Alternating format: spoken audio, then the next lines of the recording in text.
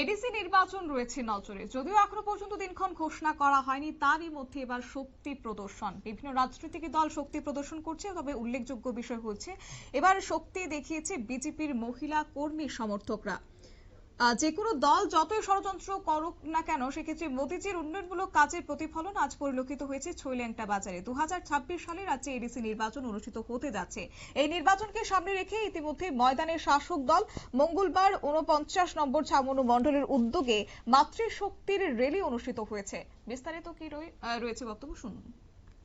শক্তির একতা র্যালির আমরা জানি, এই একতা র্যালি একমাত্র মোদীজির যে উন্নয়নের কার্যক্রম, রাস্তাঘাট, পানীয় জলের ব্যবস্থা, গোবিন্দবাড়ি, তালছড়া, ট্রান্সদর, মালিদর, নাতিন মনুর মতো জায়গা, যে জায়গাগুলোতে বিদ্যুতের তার এখনো পৌঁছায়নি, জনবসতি কম হওয়ার কারণে হোক বা পাহাড়ি এলাকা হওয়ার কারণে, সেই সমস্ত জায়গায় সোলার দিয়ে বিদ্যুৎ সরবরাহ করা, এই সমস্ত জিনিসগুলো দেখে মানুষ আজকে কোনো ষড়যন্ত্রকে আর পাত্তা দেয় না।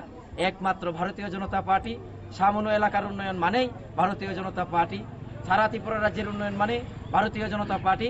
আর এডিসির যে দুর্নীতি চলছে, এডিসির যে অউন্নয়ন, আর কোনোখানেই মানে সুবিধা যে মানুষ পাচ্ছে না এডিসি সরকারের তরফ থেকে, সেই এডিসি সরকারকে উৎখাত করে দিয়ে আগামী 2026-এর ইংরেজিতে যে নির্বাচন হতে যাচ্ছে আমাদের এডিসির, সেই এডিসিতে 28 ভারতীয় জনতা পার্টিকে দেওয়ার জন্য মাতৃশক্তি আজকে প্রস্তুত, সেটা জানান দিল।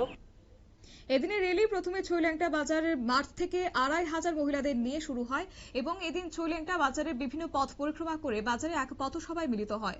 49 নম্বর ছাবনু সহ সভাপতি রাধারানী দাস এবং সাধারণ সম্পাদক গোপা চাকমা, বিধায়ক শম্ভুলাল চাকমা, মণ্ডল সভাপতি বিপ্লব চাকমা সহ আরো অন্যান্যরা উপস্থিত ছিলেন। তবে গোটা বিষয় নিয়ে এদিন তুলে ধরেছেন বিধায়ক শম্ভুলাল চাকমা। নিয়ে নিচ্ছি ছোট্ট একটি বিজ্ঞাপন বিরতির, সঙ্গে থাকুন।